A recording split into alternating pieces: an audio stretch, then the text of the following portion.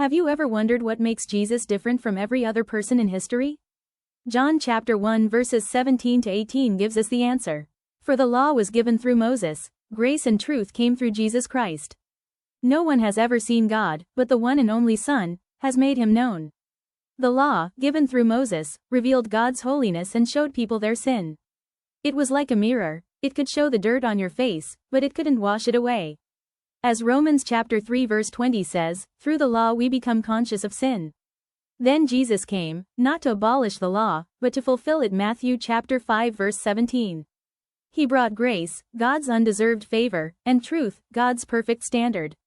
Through his life, death, and resurrection, Jesus made a way for sinners to be forgiven and restored to God. A beautiful example is the woman caught in adultery in John chapter 8 verses 1 to 11. According to the law, she deserved judgment. But Jesus said, "Neither do I condemn you." That's grace. Then he added, "Go, and sin no more." That's truth. Jesus didn't ignore her sin, but he offered forgiveness and a new beginning. Verse 18 also tells us that no one has fully seen God, but Jesus has made the Father known.